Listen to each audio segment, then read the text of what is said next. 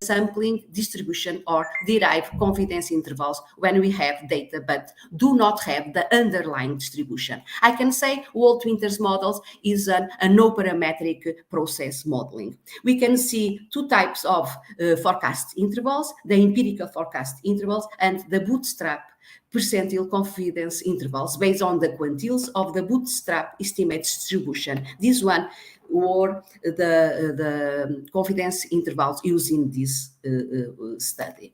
Now, the methodology. We consider two datas. We apply two sets, training data and testing data, in order to testify the accuracy of the proposed forecasting models. Training period from January 2015 to June 2050, the first 72 months to fit the models to data. The test period with the last 6 months, between January 2021 to June 2021, used to forecast. This approach gives the ability to compare the effectiveness of different methods of prediction. The performance comparisons of the competing models were evaluating using the usual evaluating measures or metric errors, the mean square error, the root mean square error, mean absolute percentage error, and tails U statistics. When comparing forecasting methods, the methods with lowest error measure is the preferred one. Now the results. We have here the results of the SARIMA models. The first line for the total monthly time series, the second line for the total frequency rate time series. And now the results represented by graphics. We have here in black the observed values in all graphics, in red the estimates, in blue the forecasts, and in blue dotted lines the limits of the forecast confidence intervals. On left we have the results of the total monthly time series by SARIMA models with the final model. Right, we have the results of the total frequency rate using the SARIMA model. And we can see we obtain a good modeling and forecasting process. I want to remember you that the forecast confidence intervals were calculated at 95% confidence, which means that 95% of the intervals include the real observation, in our case, the 6 month. I remember we left 6 months for forecasting. Okay, here we have all 6 observations. The 6 observations belong to the forecast intervals, and here only 3 observations belong to the forecast intervals. So we have worst performance of the SARIMA for the total frequency rate time series. Now, the results of the Walt-Winters models. We have in these tables the smoothing constants estimates of the 2 additive models. We select additive models to establish this type of models. And now the same results, the same colors, the same representation now for the additive Walt-Winters. Okay, we have a difference here. These 2 figures shows bootstrap forecast confidence intervals. The coverage rate of empirical confidence of correct forecasts was 83 and 100 for the total monthly time series and for the total frequency rate time series. Okay. Now, the model's performance, the evaluation metrics of the SARIMA models, and for the Walt-Winters models. And we can see we have lower values for obvious the training set than the testing set in all models, and we have also lower values for SARIMA models than Walt-Winters models. So the principal results. SARIMA models, which requires fewer parameters to estimate, is predominantly more accurate than Walt-Winter's model and performs better for all periods of time. SARIMA models can more efficiently capture the dynamic behavior of the total monthly time series and total frequency rate time series compared to Walt-Winter's models. Walt-Winter's models are also a viable alternative. Claims modeling via monthly rate did not result in better estimates or better forecasts for the process of obtaining accurate claims number, contrary to expectations. And future research should only consider the forecasting process of the times of the time series via the original data, number of claims by month. A model that better fits the data does not necessarily forecast better, and the fit error measures should not be used to select a model for forecast. The forecast intervals are obtained based on the testing series for each distinct series, where in this study they contain only 6 observation. We left only 6 months.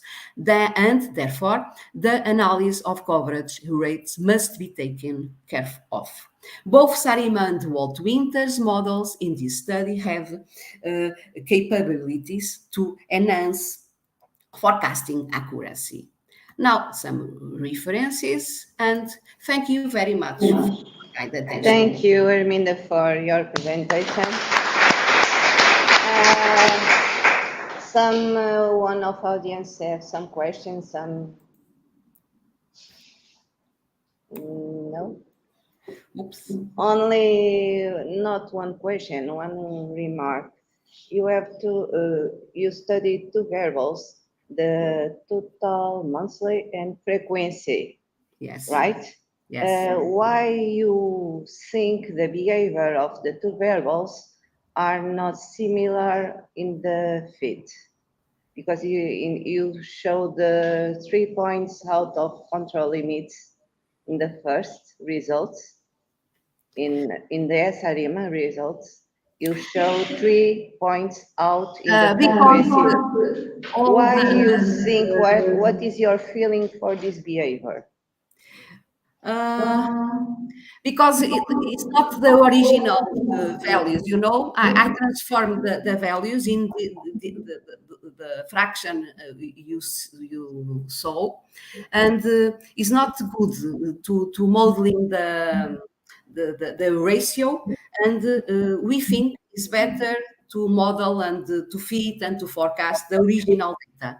Original data set. Oh, okay. Thank you, Herminda. And now I think the next speaker, Samuela. Hi, Samuela. Are you ready to start? Hi.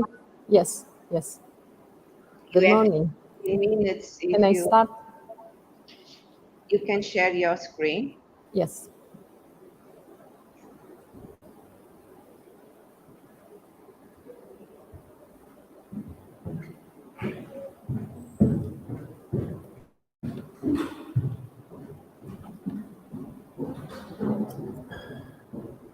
Can you see my presentation? Yes, we see. You can put in present mode.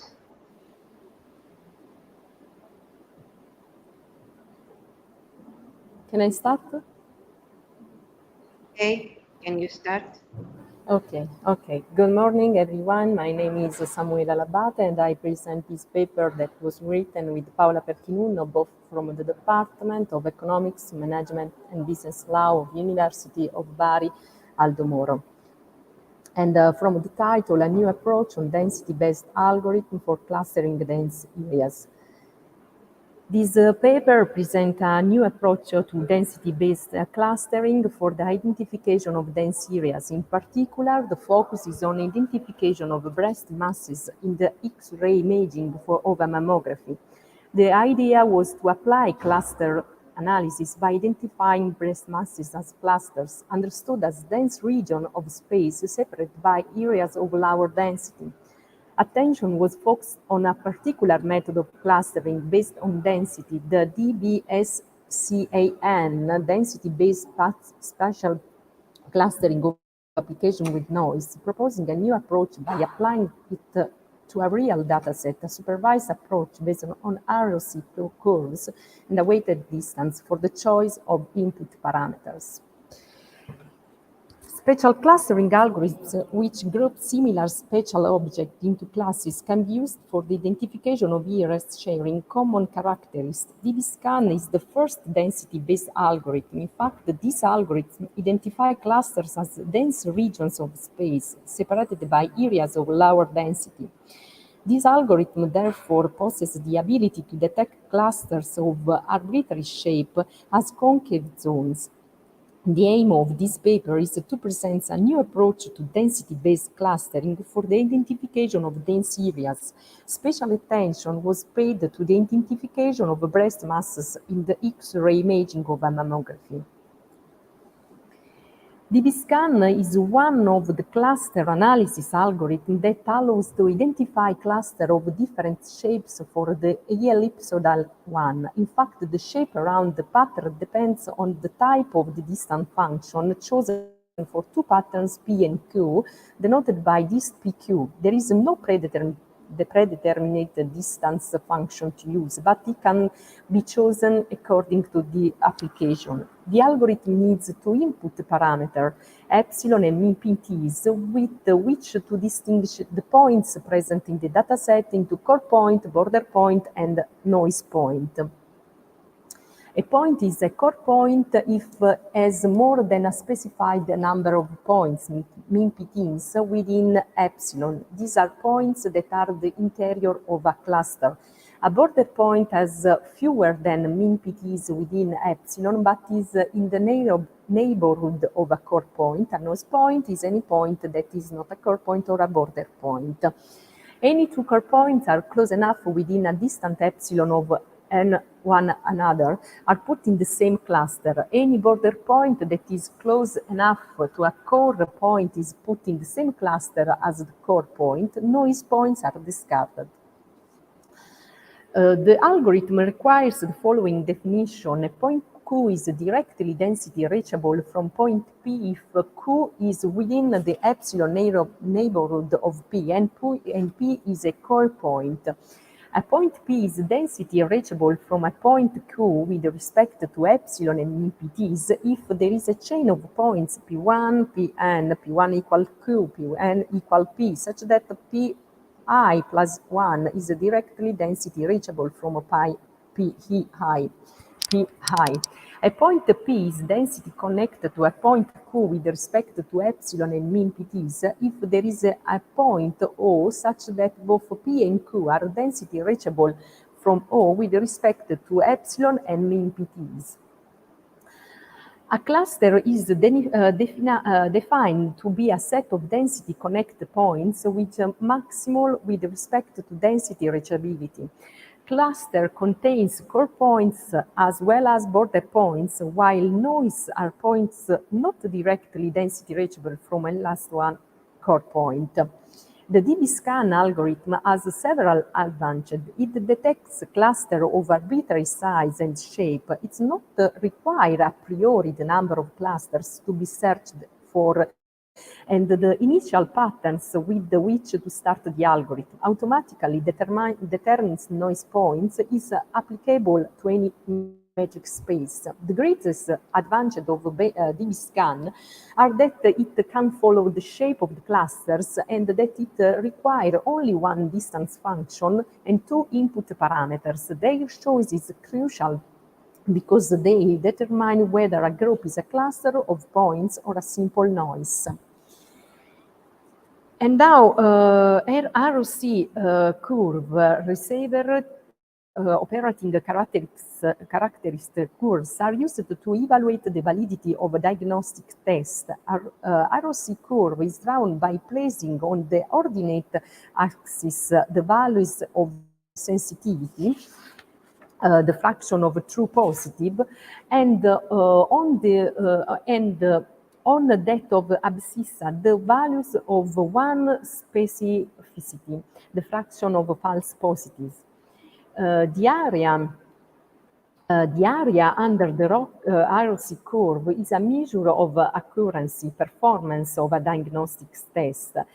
And in this work, the DB-scan algorithm was modified for the choice of the optimal value to be assigned to mean PTs with a supervised approach that uses ROC curves to measure the effectiveness of the classification obtained with respect to a reference ideal, calculating the sensitivity and the specificity for different value of mean PTs. We have chosen as the optimal value to be assigned to mean PTs, the one corresponding to the curve with the highest area under the curve.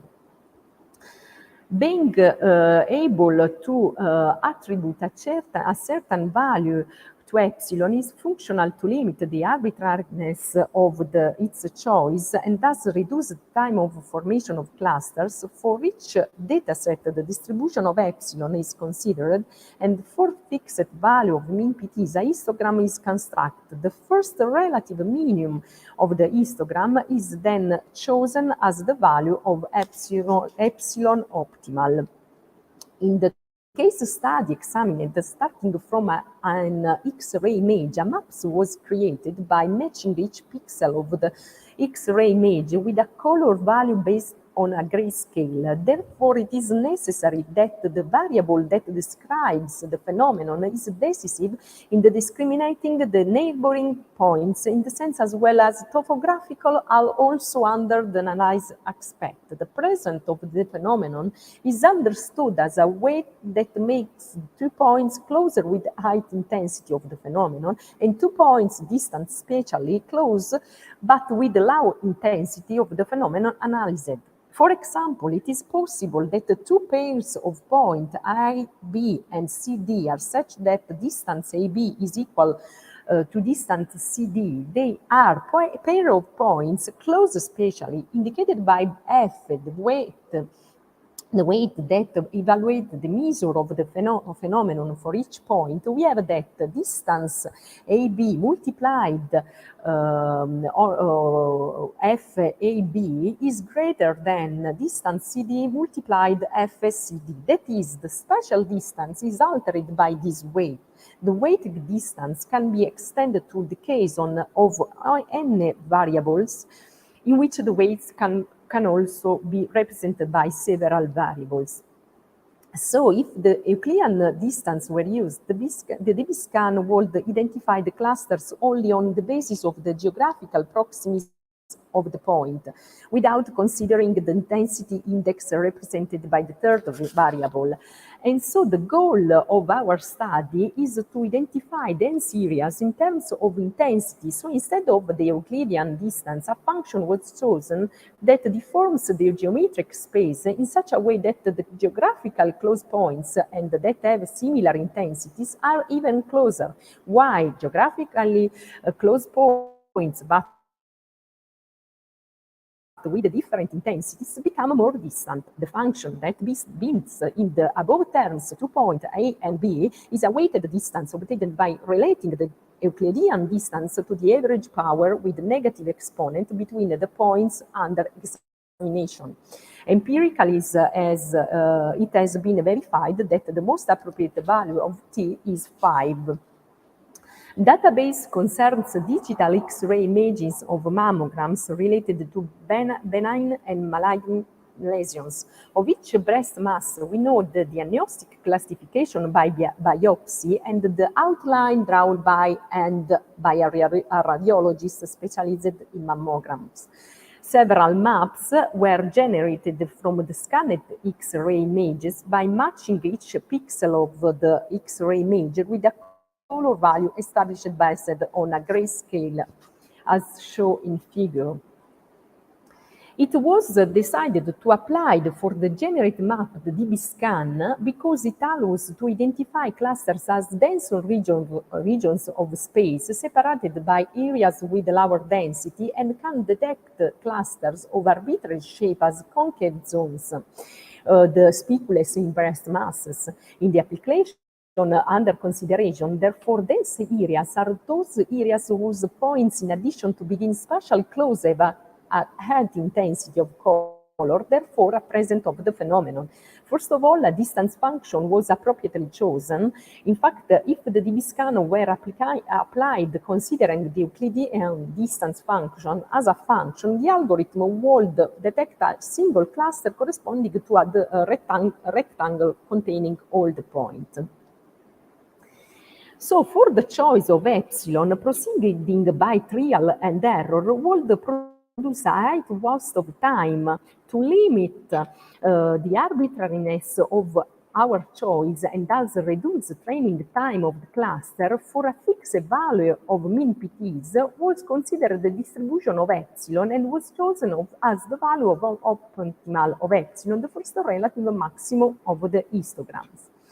Regarding the choice of the optimal value to be attributed to min PTs, we proceeded with a supervised approach. The sensitivities and the specificities were calculated for different min PTs value, comparing the contour drawn by the radiologists with the elaborate curve, meaning with the true positives, the point of the cluster correctly classified, with the true negatives, the correctly classified noise point, with false positive, the noise points classified as points of the cluster, and finally with the false negatives, cluster points classified as noise.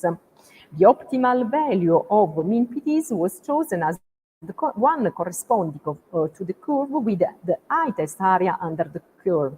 And it was found that the optimal value to be attributed to min PTs is equal to 5. By applying the Diviscan algorithm, modifying, considering the optimal input parameters, the detection of the cluster is immediately whose contour coincide with the drawn by the radiologist, also returning greater precision identification of the spicules, like this image.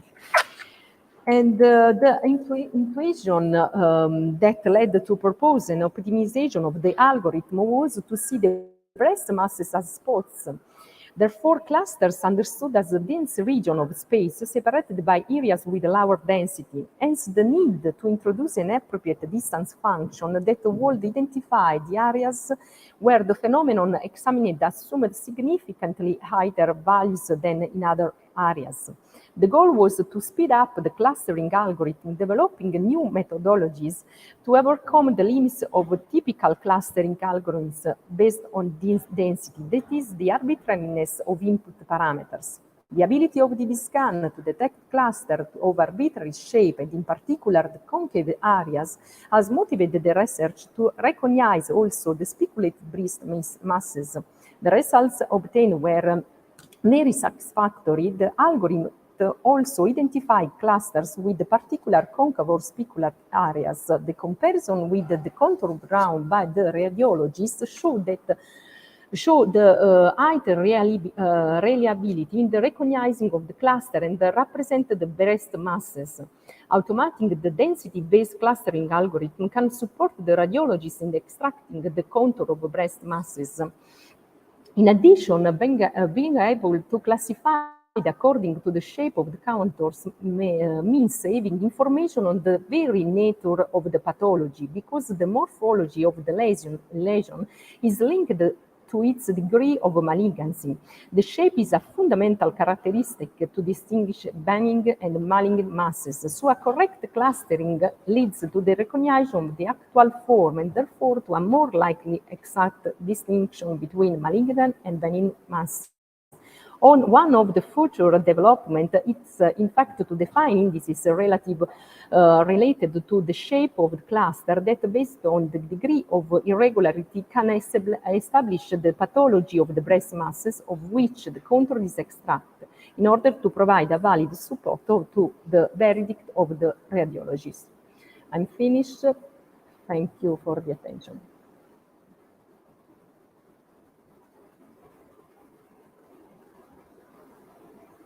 Sorry, I'm mute. Thank you for your presentation. Any questions from the audience? No? I have one question, only one curiosity. If you change the epsilon value, you what is the criteria to choose the optimal? Because you validate your choice based on the area under the curve, measure of accuracy for the mean points. But for the epsilon value, what is the criteria that you use?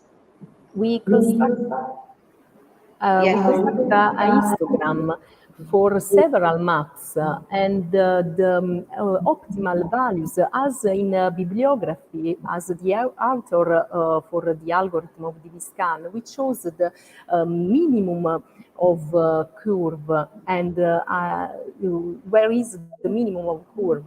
We chose the as optimal value that value of epsilon. Okay. Thank you for your work. Now I think it's my turn. I'm in presence. I minimize.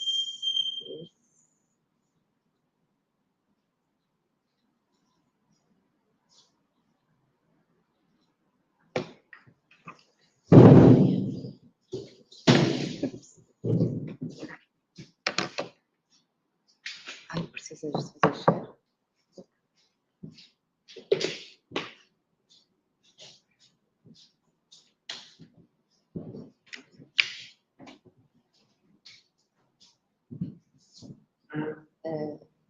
Lá vem, moço. Aqui é a minha posição. Posso circular?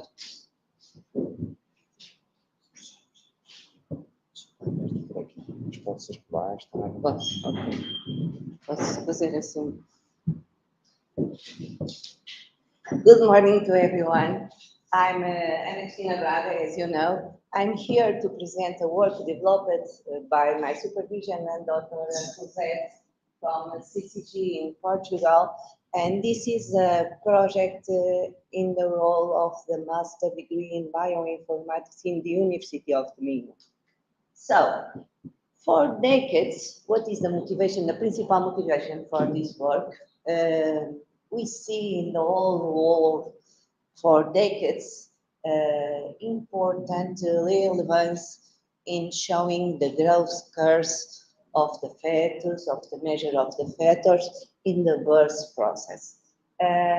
We are comparing pregnancy during some gestational age from the beginning to the first 40, 41, 42 weeks of gestation, and we see the evolution of the health of the fetus according to some measures kept in the ultrasound. There are many graphs of this for the fetus, for the mother, for the weight, and the principal motivation of this work, there are any kind we can do or add to additional information to view the evolution of the fetus. So this is the traditional way to measure the importance of the birth. I use this sentence to explain the motivation for this work. Henry Hubert said, there is a magic in graphs. The profile of a curve reveals the whole situation in a flash. There what we need. We need to see an image and capture 1,000 words. And in this way, we can consider one question. Can we determine the correct evolution of the fetus and prevent future complications through the evolution of the placenta parameters? You know what is the placenta, right? It's our background in the gestation for the mothers. The father have another role in the pregnancy. And here is the some captations, gentle used by real images captured by doctors on a particular hospital in Porto, Vila Nova de Gaia mainly. And we can see in these images, I can see I am not specialist, but I try to illustrate you where is the parameter we are studying. Here we have the measure of the diameter of the placenta. Oh, sorry. In the next image, we have another diameter, call it D2, the great diameter, and this is the call it small diameter D1. And these two images reveals a thickness of the placenta. With this combination of measures, we can extrapolate for the volume and the weight of the placenta. So, there are no many studies about the placenta. Placenta is an important organ to transfer the nutrients to the fetus, but no one knows what is the importance in the evolution of the fetus. If the placenta is bigger or smaller, what is affects the evolution or could affect the evolution of the fetus? Right? Some studies in Portugal, I have been in part, have main conclusions about the importance of this organ. The main conclusion of this is the significant association between placental measurements that contributes to assess the placental functions related to the size and volume and its implication in the fetal growth.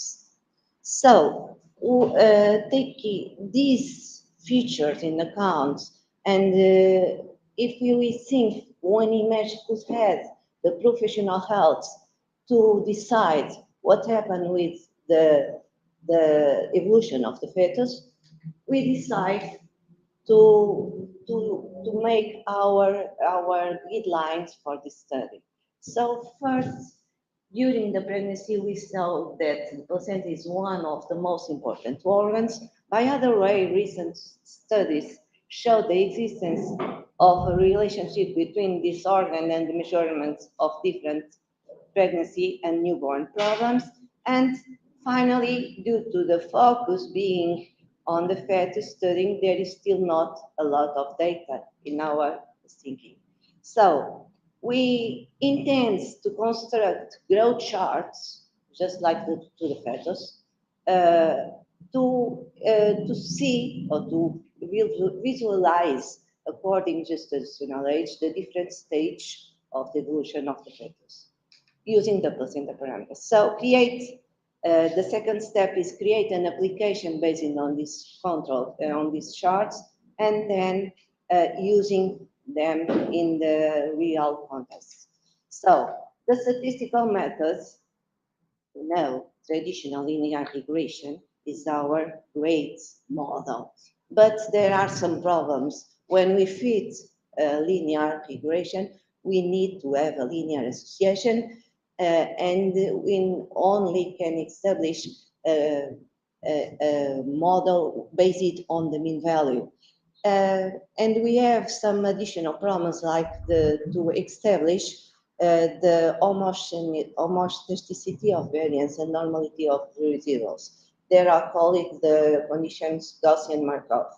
So we have another alternative opportunity here. The quantile regression allows us to explore models based not only in the mean, but in the whole distributions in different parts. So we opt for the quantile regression, and we have technical problems in this session somehow.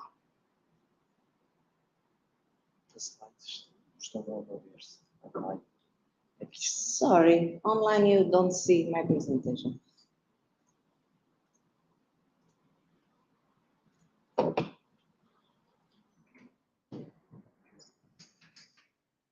And now,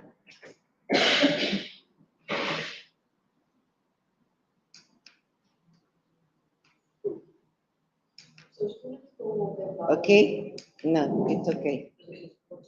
Thank you. Sorry for the people who are online.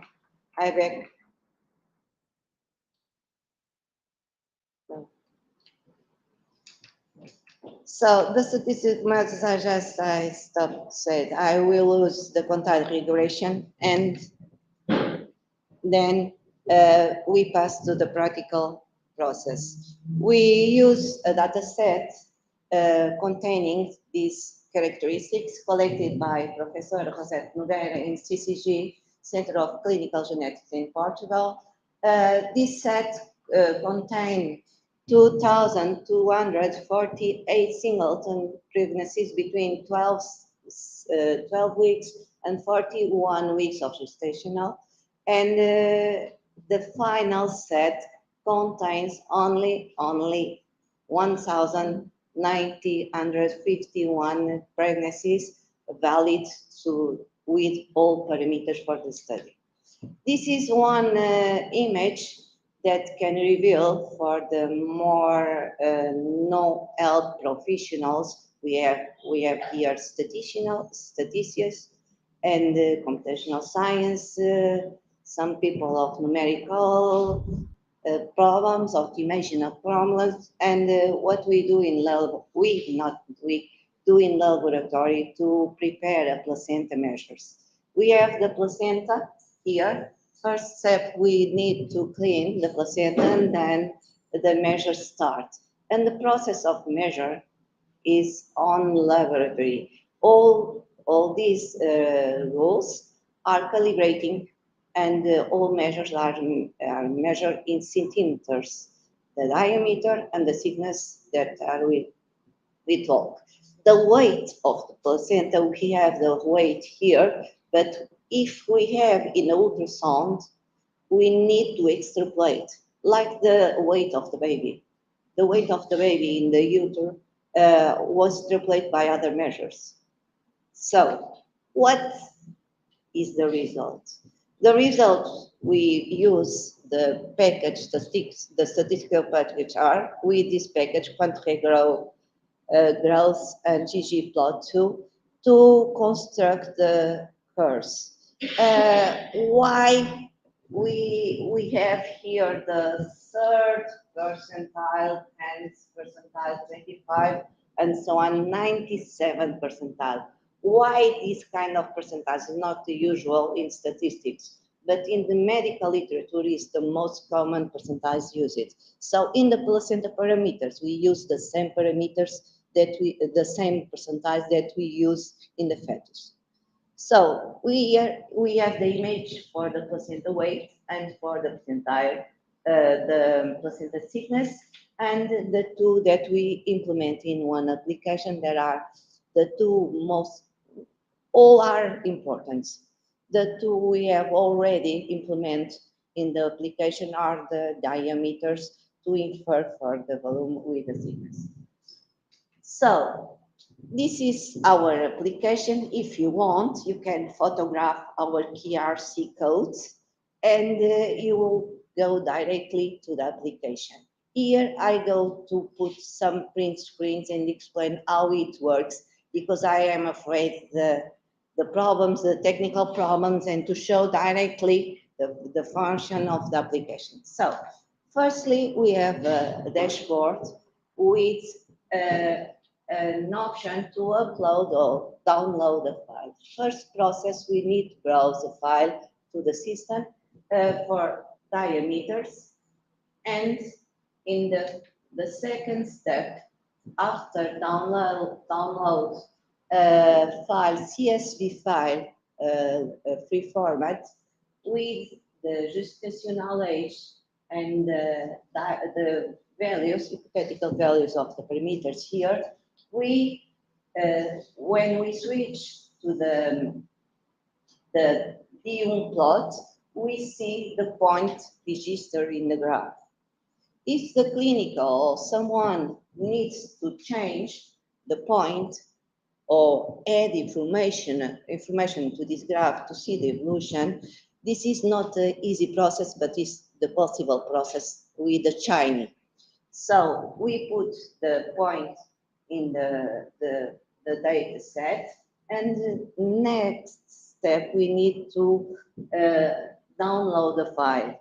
The download file go to the transfer systems, and then it's the same process. We need to re-upload the file to see the new point here in the graph. And visually, we can see where is the evolution. This is hypothetical points. All are above the 95% or 97%. This is problems. It's a huge placenta. A balance of these applications. Application is a China application. All China applications have some weakness and some strengths. The principal strengths of these applications is allow visible and easy dashboard to manage. So this is a web application, easy to use, simple, open source is the principal strengths of this, and not require no kind of HTML and CS language development. The weakness and the in progress to construct a new dashboard, we need to step away for this. Re-upload the data file is not so easy and needs to improve the dashboard.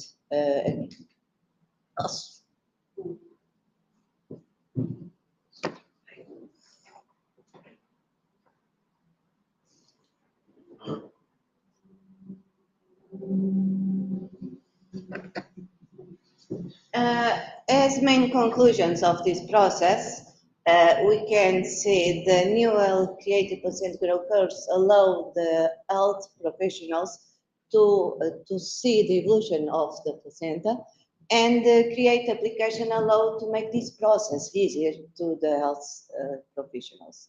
Regarding the future works, an app is always a future work to develop. We need, because some package of the R are constantly update, we need to improve our dashboard constantly. This is do not forget of this, some remain marks of this in terms of clinical and personal. I think it's a personal. The final successful results will always depend not only in one, but in the triad, fetus, mother, and placenta. We need to have information not only in the transferring of nutrients to the fetus, but in dimension of the placenta. The different dimensions of the placenta can cause problems in the correct development of the fetus. So I want to acknowledge to all here in the room, in the virtual room too, and sorry, the virtual room see only half of the presentation, and this work was supported by a grant from FCT in Portugal. Thank you. If you have any questions, I'm available. I'm not allowed.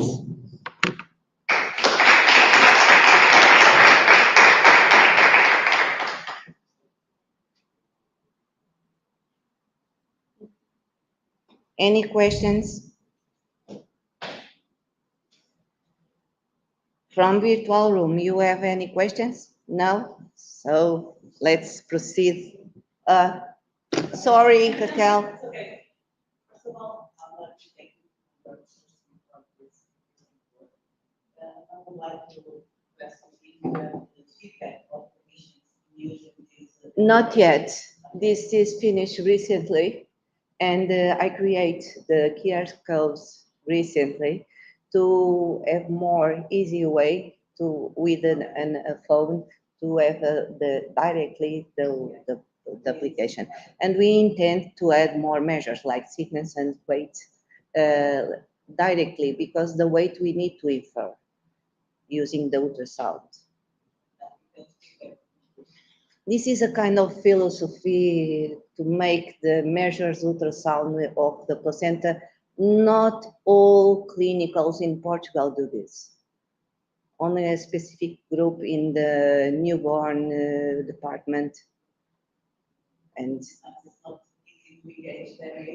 I think it needs. Thank you, Raquel. Philippe? May I proceed? Philip is my controller. Now the next speaker is Celia Figueiredo, is a student of my supervision too, but unfortunately she is online. Hello, Celia. Hello, teacher. Are you there? Yeah. Yes. When you are ready, you can start your presentation.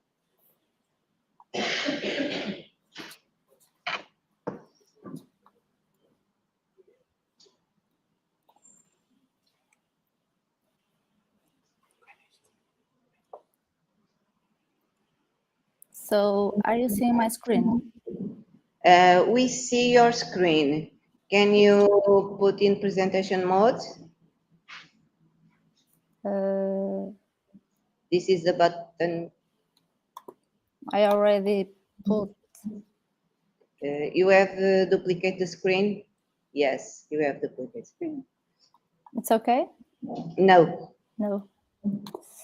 Okay. What I can do? Stop sharing.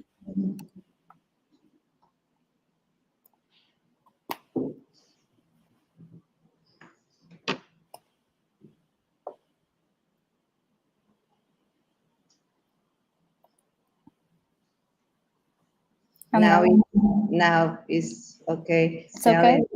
Okay. I can proceed? Yes, Okay. you can start.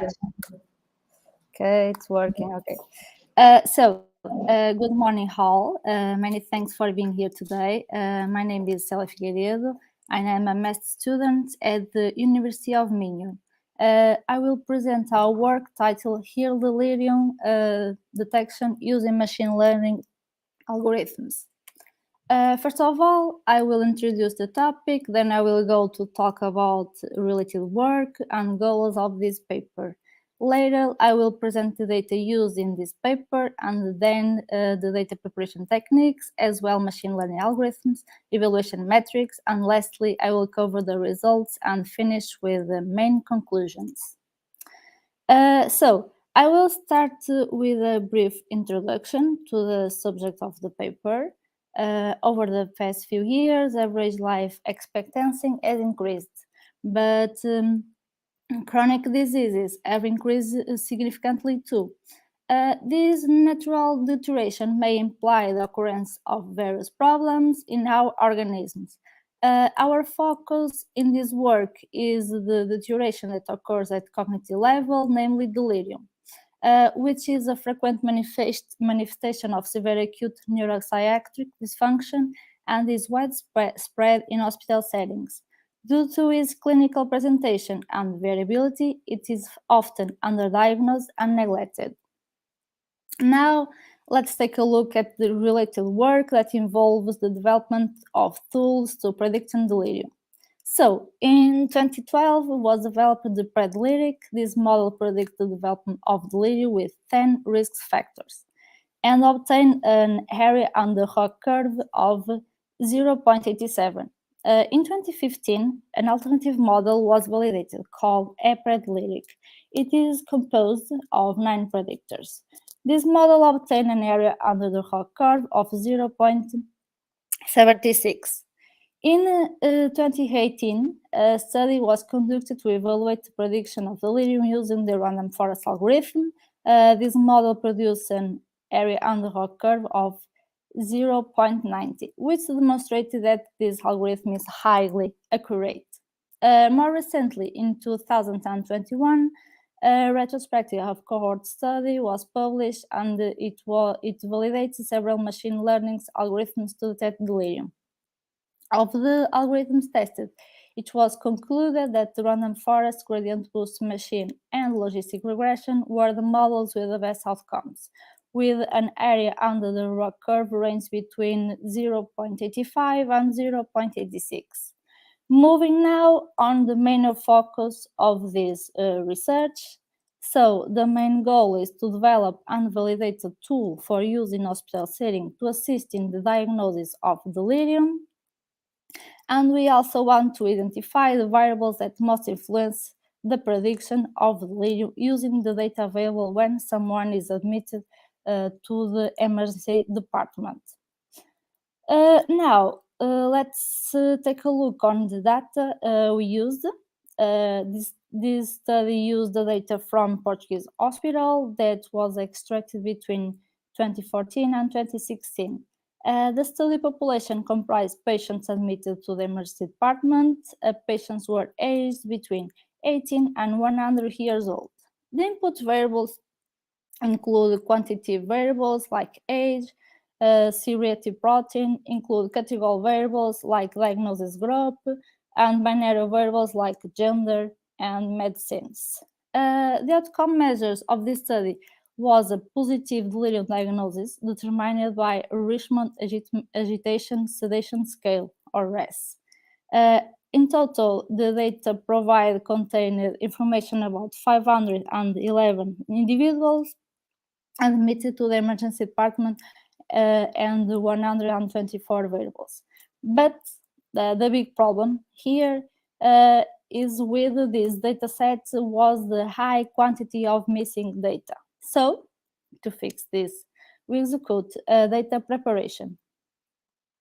So, data preparation consists of raw data analysis techniques to procedure quality data, such as data collection, handling missing data, cleaning, transformation, and data reduction. Starting with the data cleaning, this step includes identifying and correcting mistakes or errors in the data. As a result of data cleaning, at the end, we stay with 434 records and 38 features. Then, we perform data transformation, such as ordinal transform, which involve encode category variable into integer variable, one-hot transform, which involves encodes a category variable into binary variables, and normalization transform, which implies scalar variable to range 0 and 1. Finally, we perform the feature selection technique that I will speak in the next slides. That was a quick look at data preparation. Now I'd like to mention imbalance data.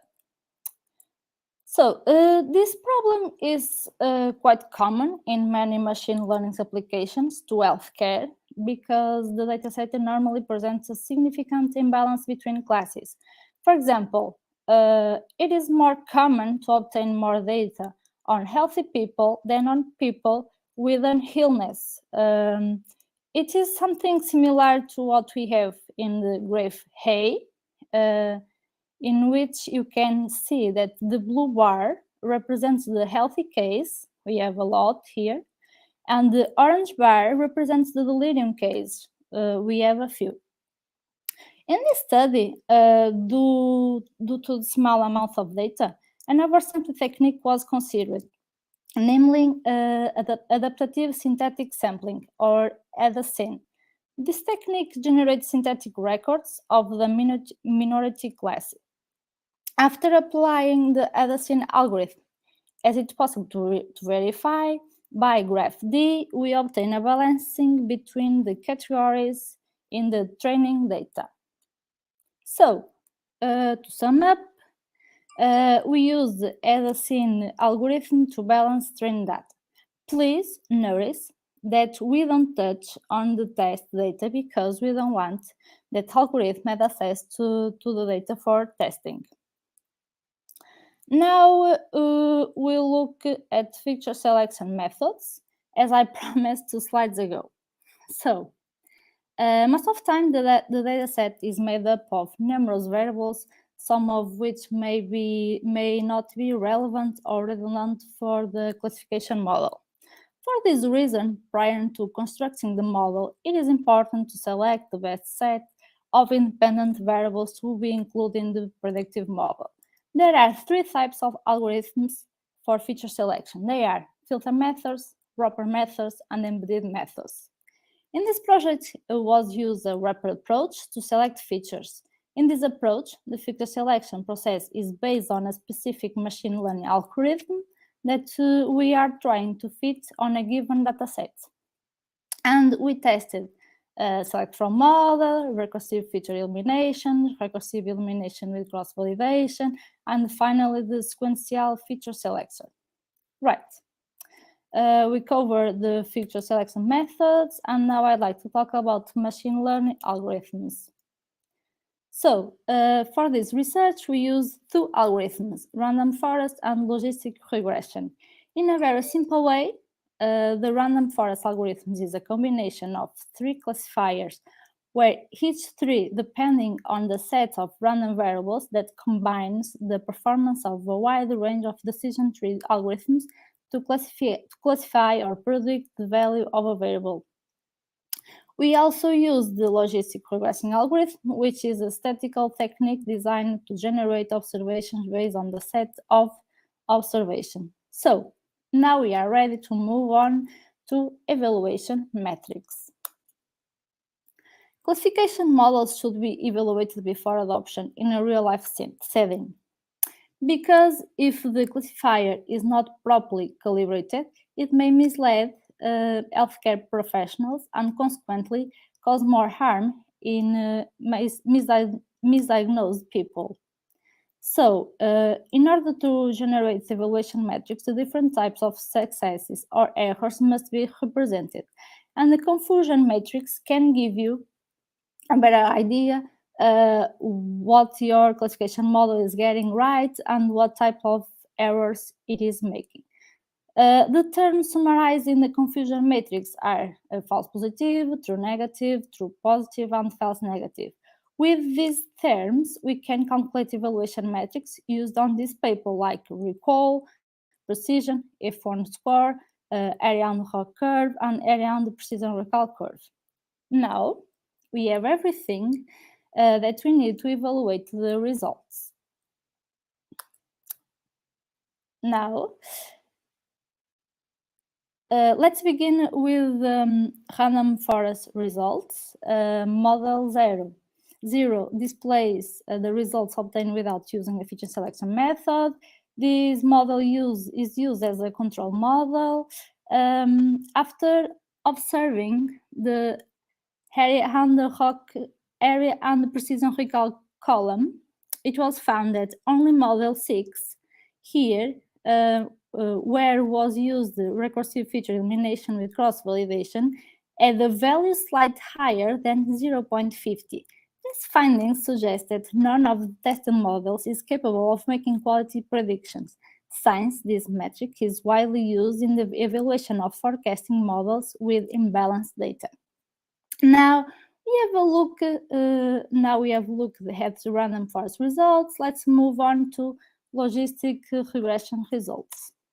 Similar to the previous classification model, Model 0 was also registered, which correspond to the results achieved without the feature selection technique. It is possible to verify that Model 8 performed best by comparing the area under ROC curve and area under precision recall curve metrics with the other models. Model 8 with 36 variables was chosen since the best value obtained by the evaluated metrics was prioritized. So, to sum up, the Model 8, which used logistic regression as a classification algorithm and select from model with threshold of 0.09, was selected as final model to make predictions. Now, we are looking to the variable selected by Model 8 and the respective coefficients. The results shows that the coefficients values vary between negative and positive scores. This means that the coefficients with positive values indicate the variables predicts class delirium. On the other hand, the coefficients with negative values determine the absence of delirium. The variables that contribute most to predicting delirium are age, other medications, and antipsychotics. And to interpret the coefficients, the odds ratio was calculated. To give you an example, in the case of the variable age, the result shows that for a change of 1 unit in age, the probability of developing delirium increased 15.8 times. Another example is individuals whose pharmacological therapy contains antidyslipidemic drugs are 0.73 times less likely to develop delirium. Now, quickly, let's take a look in one particular variable, that was excluded, the anxiolytics, and you may asking why this variable deserves our attention. And the answer is simple. It's because other studies reported that this group of drugs may be influential in the development of delirium. In addition, the side effects of these drugs in this pharmacological group also indicate the possibility of developing delirium. So, a possible explanation for these results may be staying on the dataset used for training. We found out that of 59 records with this drug, only 10 developed delirium.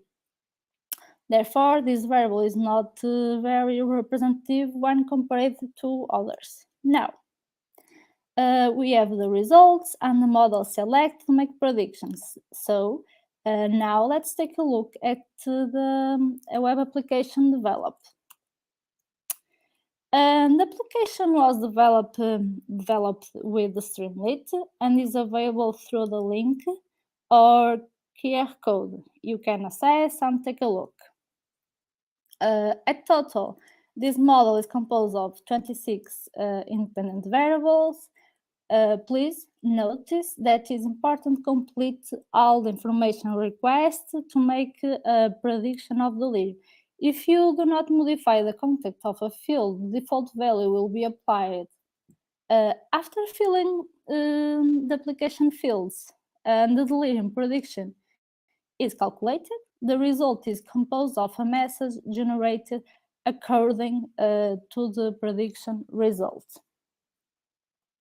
Finally, I would like to remind you of some main points. The first one is that delirium is a syndrome prevalent and underdiagnosed in hospital settings. This study demonstrated the importance of data preparation in a machine learning project to obtain accurate predictions. Logistic regression was the classification algorithm with the best outcomes. The application developed may be a useful support tool for early delirium detection in healthcare settings.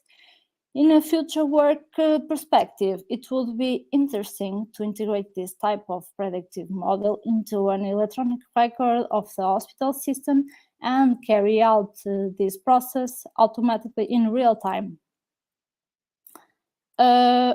Finally, I would like to thank FCT, the University of Minho, and Central Rhythmy for the support. Now I'm happy to answer any questions or clarify any points that are unclear. Thank you all.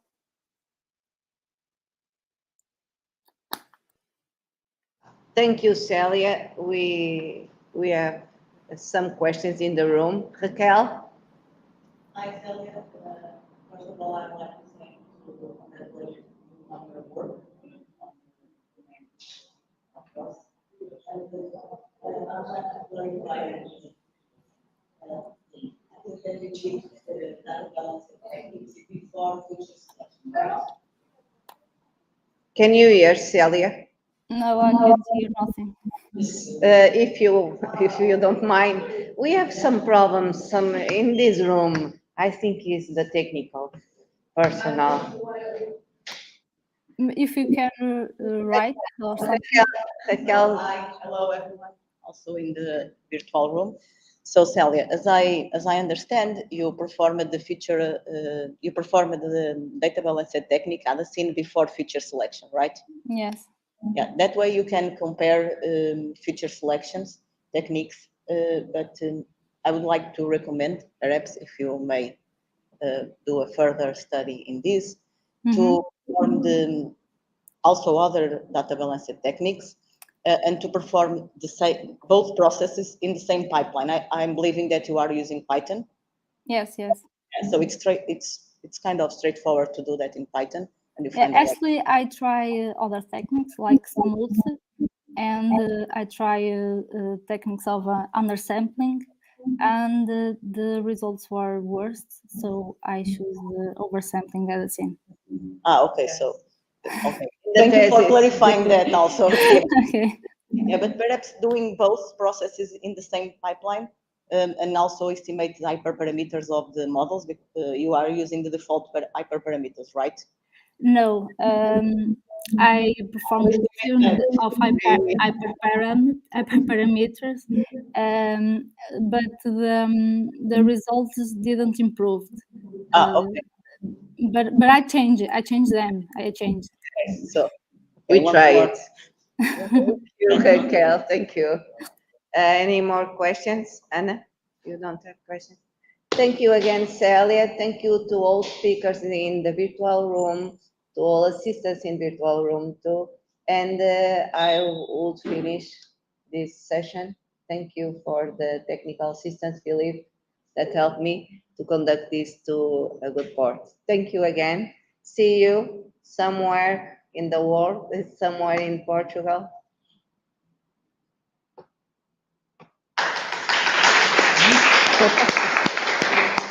I have one client assistant.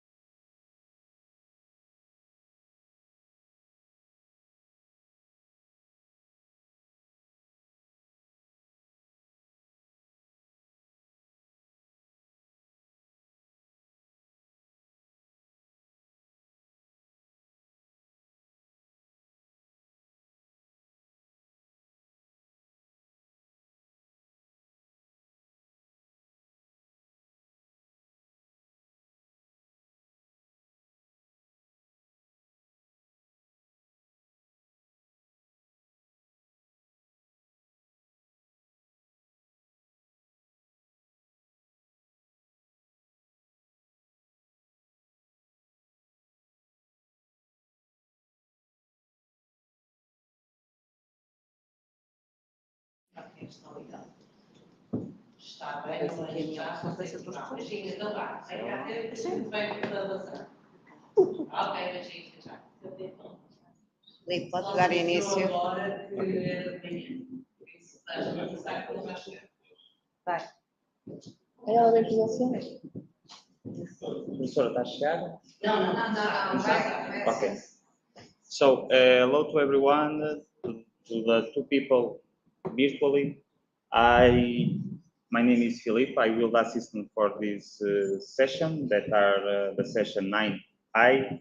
So the first paper will be presented by Ana Antunes, Untitled Drones Detection using Multivariate Statistical Process Control. This presentation will be in present, so I will start with the presentation.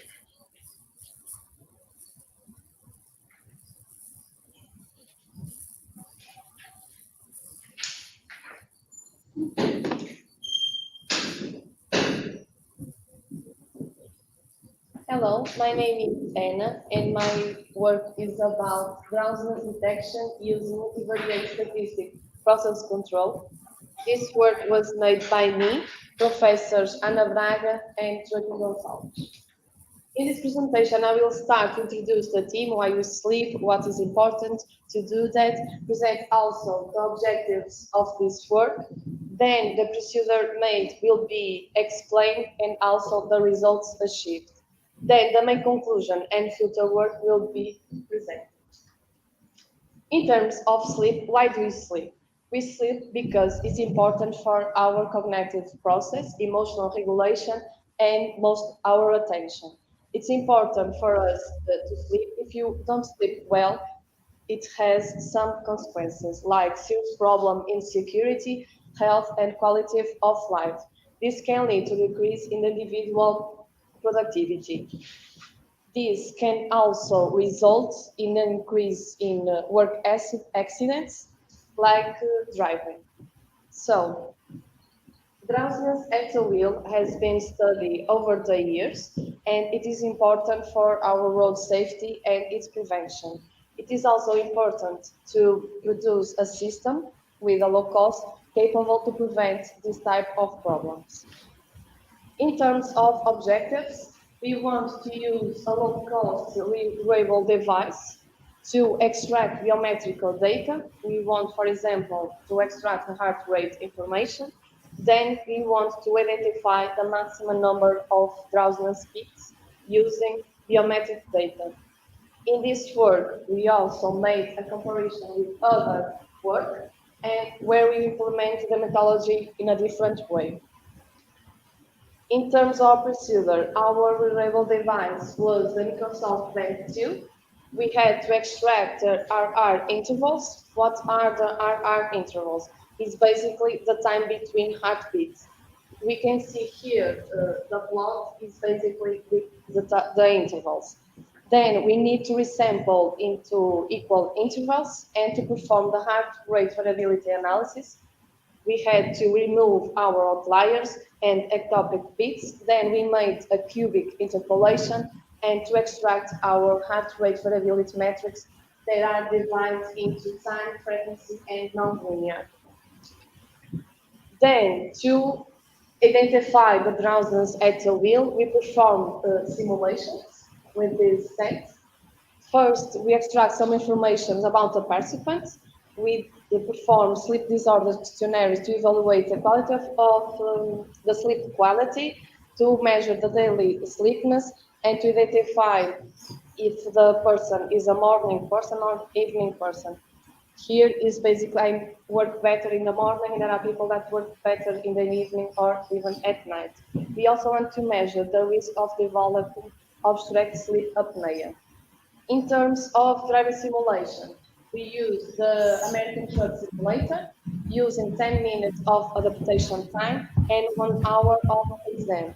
In order to induce more sleepiness, we use a white noise music, and the driving was monotonous using a long highway course, and the speed was 90 kilometers per hour.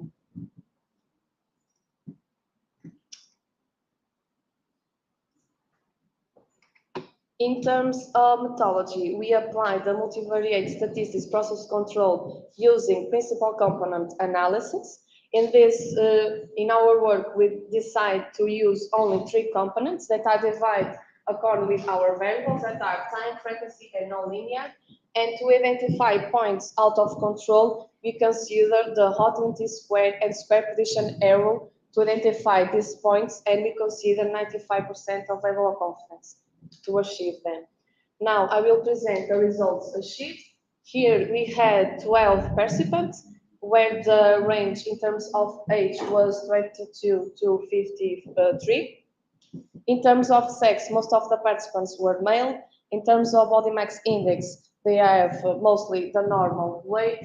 And according to the results of the questionnaire, most of the participants have a need type. It's different for them to work in the morning or evening. They can adapt easily. In terms of the time sleep, it's also normal. Quality of life, quality sleep is also good, and the risk to develop sleep apnea is low. In terms of descriptive statistics, in this work we select 2 participants that have different experience. The participant 1 didn't experience drowsiness at a level of being asleep at the driving, unlike the participant 2. Here we present heart rate variability in terms of descriptive statistics. Here we can see the participant 1 have a lower value than participant 2 in terms of mean. In terms of range, we can see that participant 2, you can see the last column, that has a higher value than participant 1, although in terms of standard deviation and quantification of variation is less than participant 1. Here you can see in terms of heart rate, the participant 1 has a better than participant 2. Now, here we present the points out of control that we achieved in our work. The first participant have 5 points of control, and the participant 2, 8 points of control. Then, during the driving simulation, we capture or we record the participant face. What we did was identify the point that were out of control, and I used the video to see if the participant has drowsiness or not. The first participant showed more frequent blinking. This is a sign of a drowsiness, even in a lower level. And in some cases, slight slower blinking and deep breathing. In terms of participant 2, we identify another matrix, slower blinking, movement arms, difficulty keeping eyes open, more frequently yamming and landing, and close eyes for a few seconds. Here also we identify an interesting remark. It was like the 5th and 6th points of control were follow. In the first one, the participant follow asleep. He closed his eyes for a few seconds. Then he need to adapt the truck because he had an accident. So the first point of control, the participant was more attention. So this is the difference. The auto control points identify the transition of our levels. For example, I'm too awake to drowsiness. They detect these transitions. In terms of discussion of results, like I said before, this work was a comparison with other paper. Is this one? These authors use only one principal component.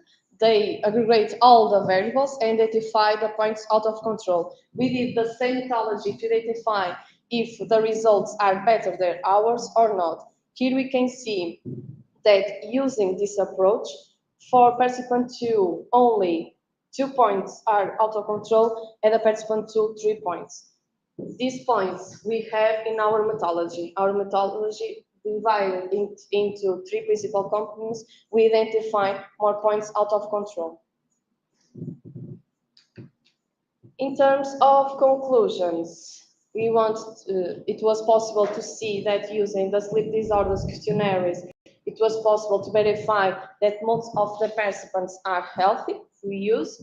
In terms of time, frequency, and nonlinear metrics were extracted from the R intervals from them to the Microsoft Pen 2. The purpose methodology presents promising results when compared with a similar study.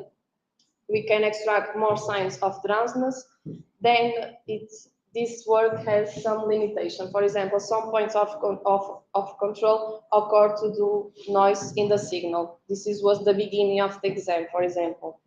There are also signs of drowsiness that were not identified considering our approach, and the information for participants awake was not used as a reference when we use this methodology. In terms of future work, we have a lot of steps to do. The first one is to perform new simulations to increase the number of participants and to increase the age range. Then you want to use awake data as a reference when you apply the multivariate process control. We want to also remove the noise in the beginning or in the final of the exam. For this, we have a suggestion that is add another principal component with a simulator information. We can see the movements of that. This can remove some of the noise. In terms of metrics, you also want to add new metrics. For example, the video, extract the blink duration, the number of blinks, and again, the velocity. For example, if we had accidents, to see if it is a causality when the person is with drowsiness. And we want to produce contribution plots to identify the features that contribute for the auto-control points and to see these variables. I want to thank this paper was found by the project North, supported by the North Portugal Regional Operation Program, North 2020. These are the references that we use, and that's all. Thank you.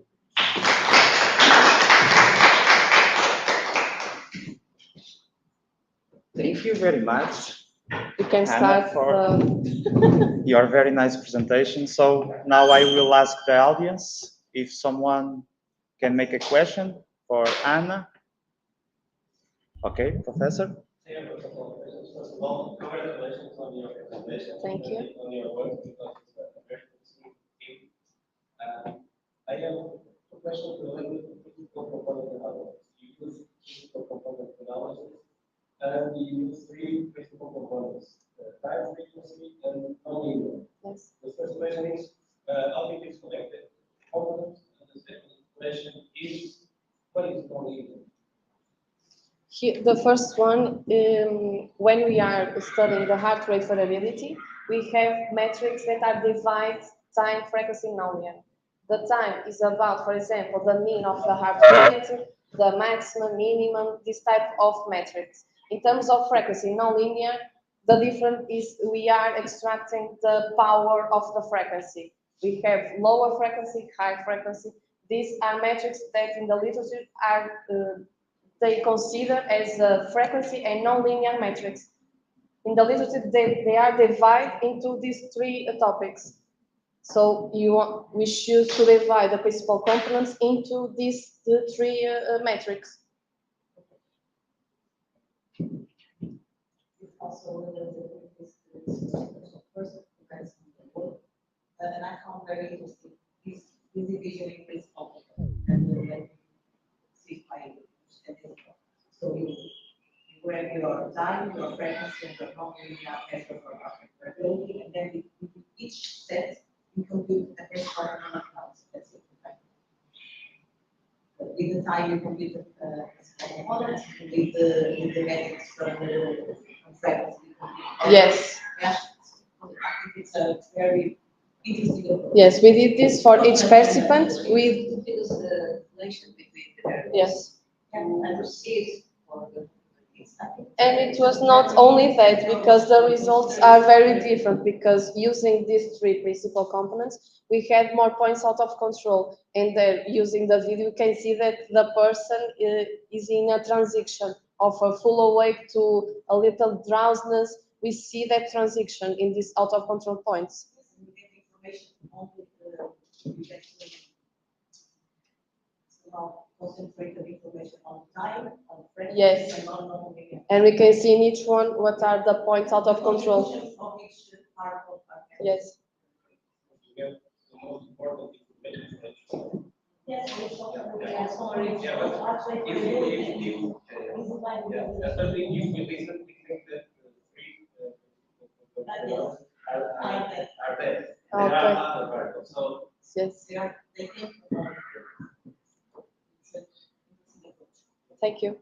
So anyone more? I think that we can. Thanks again to Anna. So I will move on to the second presentation.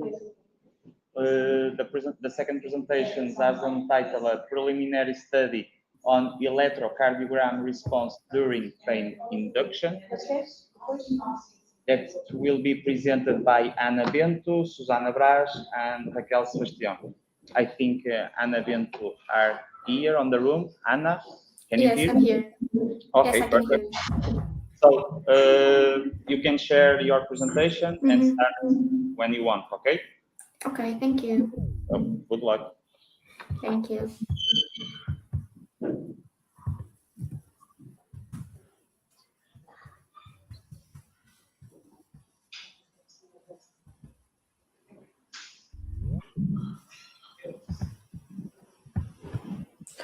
Are you able to see my screen?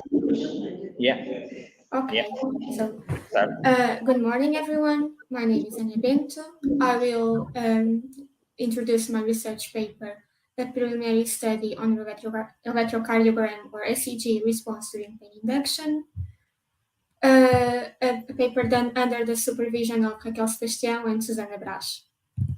So first, I will explain what is pain, what was the aim of our research, our protocol methodology, the results, and subsequent discussion of these results, and I will finish with the conclusion and future work. So, pain is a complex phenomenon caused by damage or potential damage to the tissues. It serves a protective and essential role. Pain is a very common symptom in almost every clinical practice, and it usually affects the physician's choice for treatments of his patients and the patient's outcomes. Nowadays, pain assessment still relies primarily on self-reports, mostly because they are easy to obtain and require little to no equipment.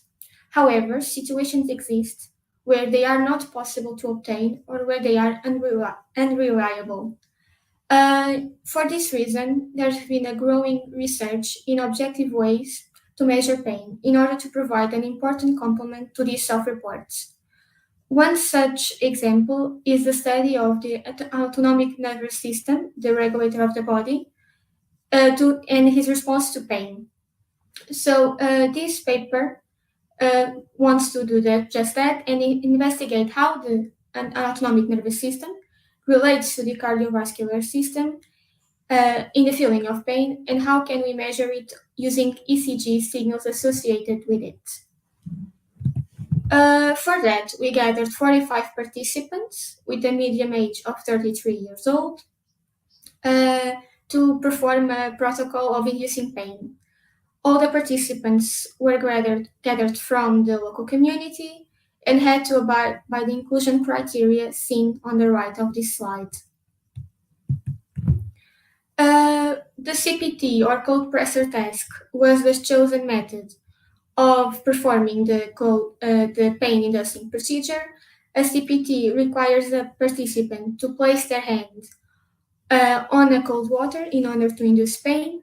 And for the CPT, we had the ability to use two specially designed water tanks, one with a temperature of 37 degrees Celsius and the other at 7 degrees Celsius. For the recording of the ECG, we used a biosignal plex kit, whose electrodes were placed on the upper side of the body, as we can see on the bottom picture.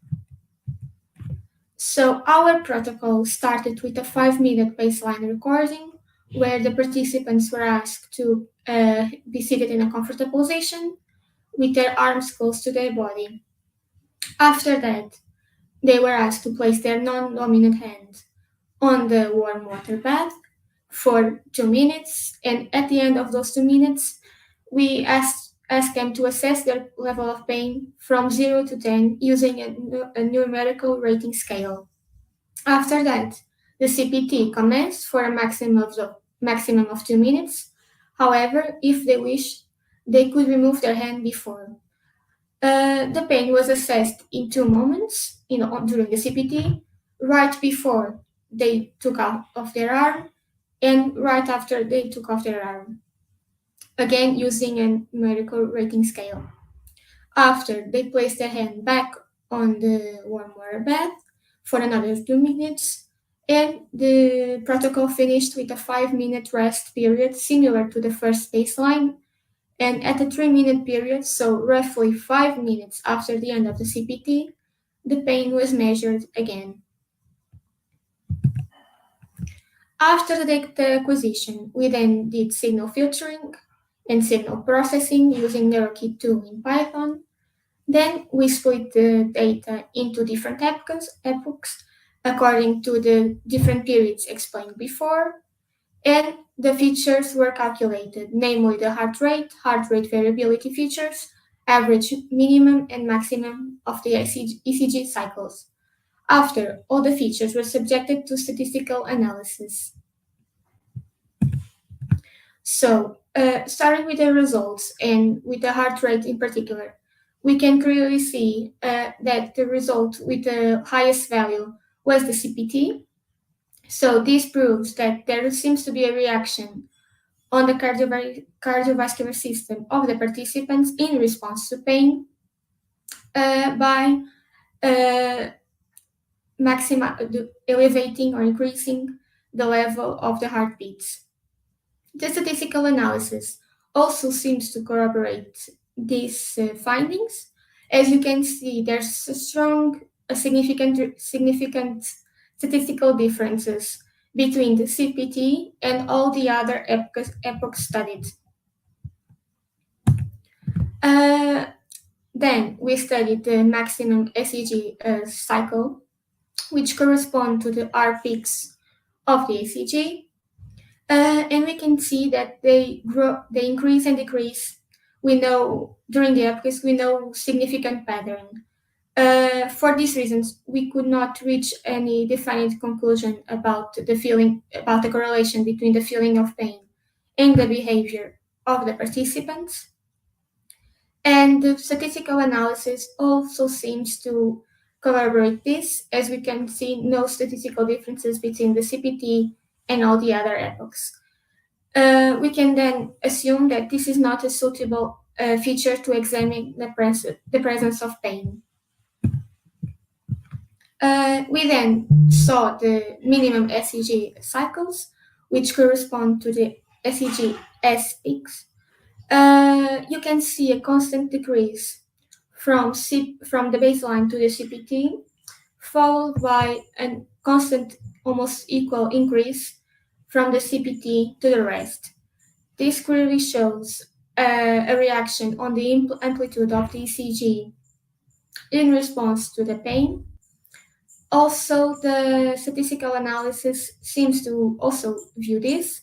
As you can see, there's significant statistical differences between the CPT and all the other epochs, and especially on the baseline and rest periods. We can then assume that this feature is more suitable to examine the presence of pain in comparison with the maximum ECG cycles.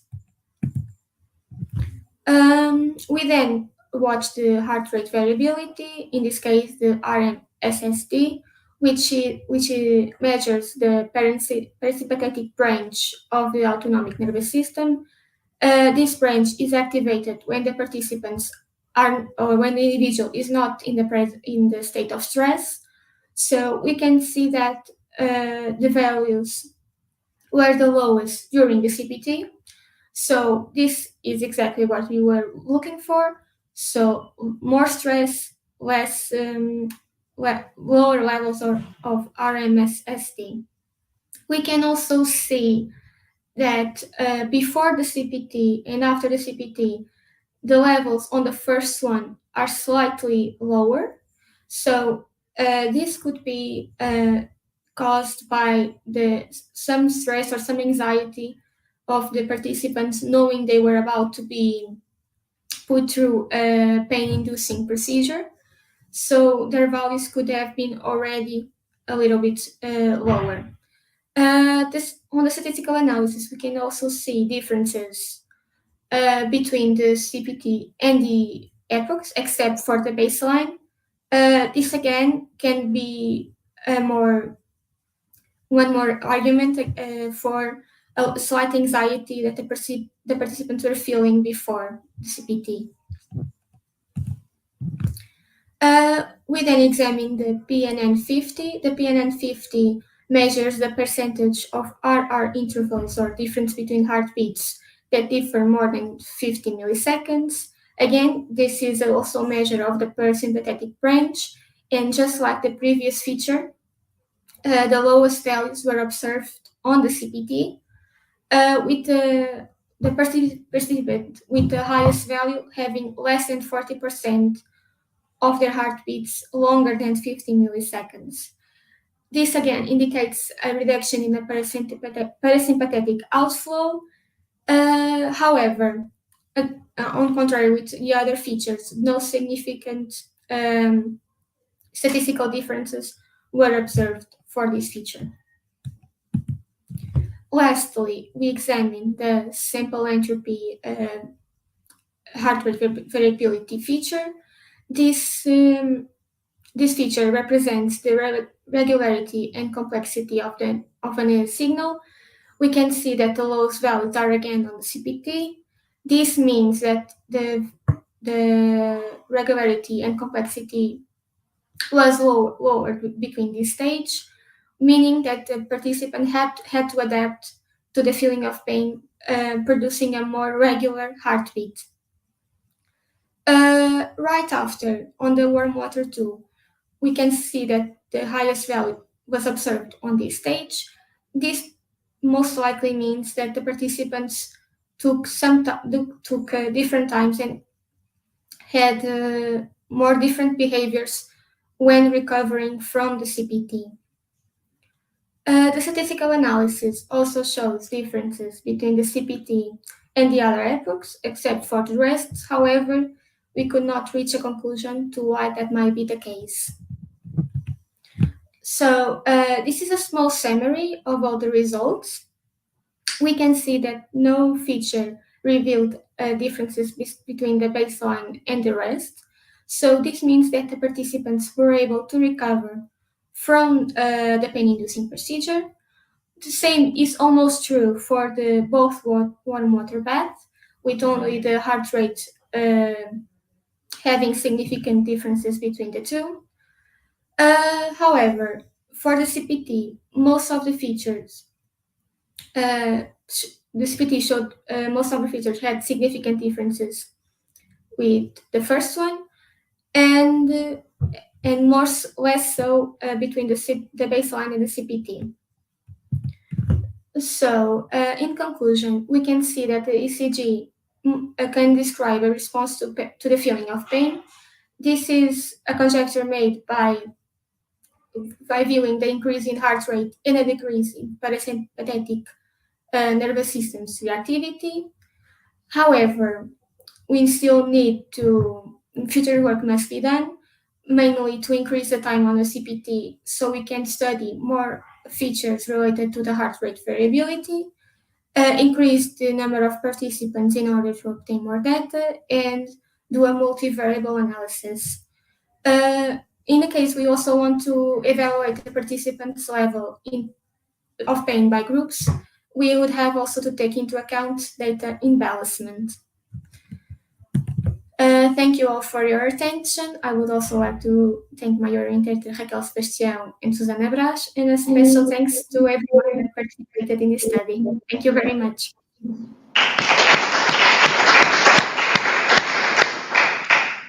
Thank you for your nice presentation. Any question? No question? Yes, please. Yes. Congratulations for your presentation. I only remark we should have a micro. Okay. Can you hear? Yes. Yes. So I want to congratulate your presentation, and you use different features of electrocardiogram. Mm-hmm. Yes. You have the possibility to combine all in one using the principal component analysis. That's also one thing that we would like to do in the future. Try to aggregate all measures. One component, if the behavior of this component, can you reveal something? Thank you. Any question more? No? So let's thank again. Next speaker will be, only one moment, let me see this. Will be Ali Burak Ken. I think that this is the author that will present. Please, if possible, can upload your presentation. Okay.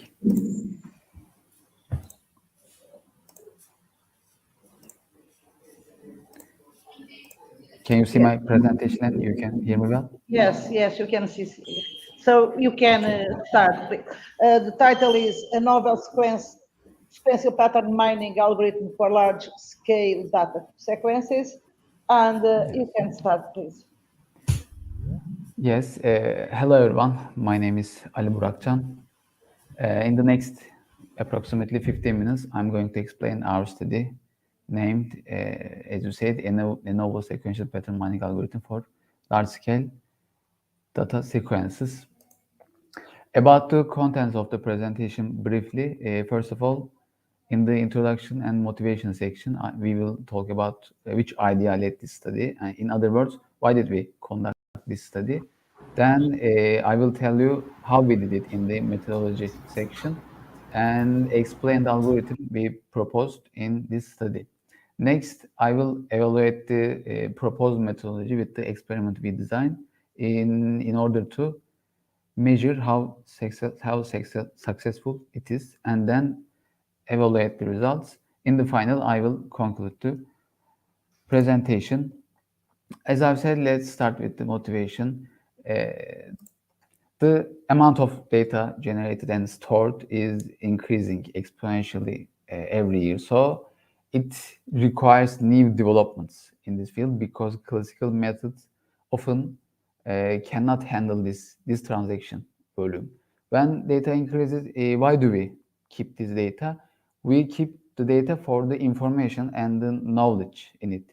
The duty of the data mining area is actually to extract this knowledge. While extracting this knowledge, it can be useful to discover useful patterns that are difficult to detect with naked eye. So what we're talking about is actually pattern mining in the literature. Two popular topics of pattern mining algorithms are association rule mining and sequential pattern mining. The major difference between these two areas is that the order is important in one of them, while in the other it is not. As it can be noticed in the name, order is important in sequential pattern mining, but it's not important in association rule mining. What do I mean by mentioning order exactly? Let's examine the tables on this slide. Let's assume that each letter in these two tables corresponds to a product A, B, C, and D. And let's assume that the tables are basket datasets of a grocery. What table 1 tells is that I went anytime and put the A, B, and C products in my basket, regardless of who I am and regardless of when, regardless of the time. Again, at any time, any person went and bought the A, C, and D products. So there is no time or order dependencies between items in the table 1. In the table 2, on the contrary, when we look at the row with sequence ID 1, we can interpret like the product A, B, and C are both on Monday, products A and C are both on Tuesday, and product D on Wednesday. So there is a time dependencies between the items. So it's a sequential data set. The main difference between sequential pattern mining and association rule mining that I mentioned in the previous slide is also in the data set they are working on. For example, if we run a sequential pattern mining algorithm in the table 1 type dataset, in a transactional dataset, we will get incorrect results because there are no time dependencies between items. But let's say I have a dataset as in table 1, but it also has time dependencies. Like what? Here, table 3 shows a dataset consisting of genome sequences. Even though these datasets are ordered from left to right as a sequential dataset, each item set has only one element. In other words, each item set is one-dimensional, one length. It basically means that one item at a time. So it has time dependencies between the items. If the dataset is sequential, association rule mining methods have already become unusable. They cannot be used in this scenario. Instead, sequential pattern mining algorithms can be used. However, currently the most recent sequential pattern mining algorithms such as prefix span or GSP are optimized for datasets such as table 2. This was our motivation, a novel sequential pattern mining algorithm for one item at a time type sequential datasets. Well, so what do we propose? We propose a novel sequential pattern mining approach. The methodology we propose is an algorithm developed by improving the deficient aspects of GSP algorithm and inspired by prefix span, which is one of the fastest algorithms recently. Instead of pseudocode here, let me explain in detail how it works through an example. We have this data set that we see in the upper left, and we want to find the sequential patterns here. The first step of all pattern mining algorithms is to count one length elements.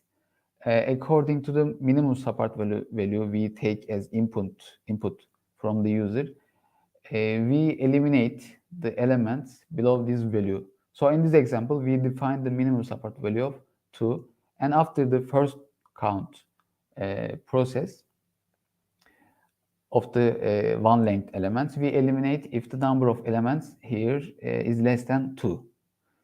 Next, we go to filtering on the dataset. What does it mean? We also remove the elements below the minimum support value from the dataset. The difference from GSP algorithm is that the GSP algorithm does not narrow the search space of the dataset. Each generated candidate is tried to find in the entire dataset. After removing the one length elements in the dataset, combinations of one length elements are created for each ID, and these become two length candidates. Again, we count these candidates and eliminate those below the minimum support value. We also remove these candidates from the dataset. The algorithm continues until it fails to generate candidates. Those red dash boxes are the results remaining above the minimum support value from each count each count process are the output of the algorithm. Simply, basically the main goal is to reduce the search space at each step. To measure the success of our proposed algorithm, we implemented it on Apache Spark to both test the algorithms and see its behavior on big data. After implementation, the performances of each algorithm in terms of execution time and memory usage were observed. We used chain store dataset in the experiments. It's a basket data of a huge grocery store in the United States of America, and it's an open source dataset. Then experiment results. We have implemented GSP and our proposed algorithm on Apache Spark environment. We also implemented the prefix span algorithm, which was ready-made in Spark library. In this figure, we see the execution time performances on the dataset we use in the experiment. We also wanted to see their performance in different node numbers because we wanted to be able to discuss its feasibility for big data platforms. The GSP algorithm is such an algorithm that can perform poorly, especially at very small minimum support values. But our algorithm, which on the contrary narrows the search space at every step, performed much better in this dataset, even faster the prefix span, which is already known as one of the fastest algorithms in terms of sequential pattern mining. As can be seen, as the number of nodes increase, our algorithm does not behave differently than others. So we can say it's feasible. It's also feasible for big data platforms.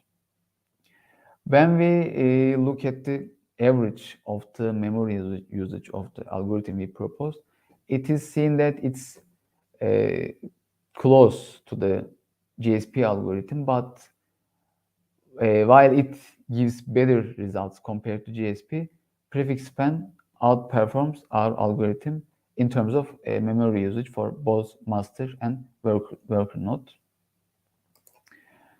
And the general final evaluation of the results of these experiments, although our proposed algorithm is disadvantageous in terms of memory usage, it's observed that it works faster than the prefix span algorithm. The main reason for this is that the dataset used in the experiment is a kind of dataset where the search space can be narrowed quickly, which is a dataset type that can be very common for e-commerce sites. On the other hand, compared to GSP, the proposed algorithm performs much better in terms of both execution time and memory usage. And finally, let's summarize the study one last time. In this study, we propose a new sequential pattern mining algorithm for large-scale one item at a type sequential datasets. We set up Apache Spark environment, which consists of master node and worker nodes to test it. And we implemented the algorithms with the help of Spark library. We compared the proposed algorithm with other sequential pattern mining algorithms regarding their execution times and memory uses according to the results of the experiments. Even though the proposed method is disadvantageous for memory usage, the execution time results are promising for feasible datasets. In the future work, our future work will include examining the performance of our proposed sequential pattern mining algorithm on different large data sets. In addition, our future research will include a comparative evaluation of the proposed algorithms with other sequential pattern mining algorithms in the literature. Thanks for all listeners here. If there's any question, I'll do my best to answer.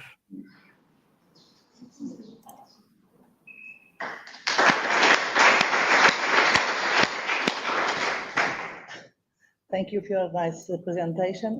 Any question, any doubt? It seems not. Thank you. Thank you so much. You're welcome.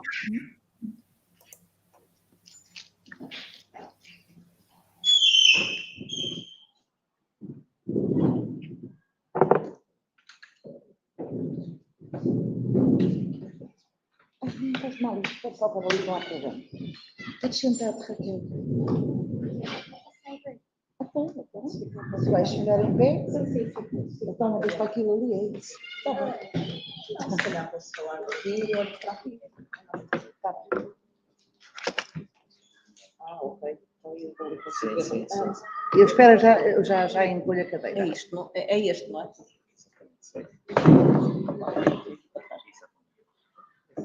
Consegues? Não sei se te ouvem bem, sem ser aqui, por causa ali da... Não, a Ana também esteve em pé. Ok, está bem. Desculpa lá, eu estava deste jeito. Já agora conheço, não é? E obrigada por isso. Como é que aquilo não aconteceu? Não deve ser esse. O dela é preliminar e que é isso. É esse que estavas aí a carregar, ICCSA. Este aqui, não é? Exato. Também está em PowerPoint. É. Portanto, vai ser preciso depois já está nesse lado. Ok. So, next speaker. Eu vejo aí? Sim, posso ver aí? Eu sei.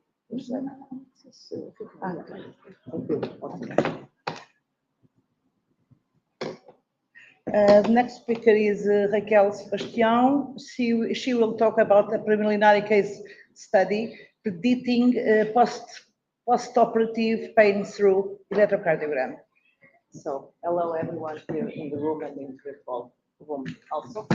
So, I will present a preliminary case study on predicting post-operative pain through electrocardiogram.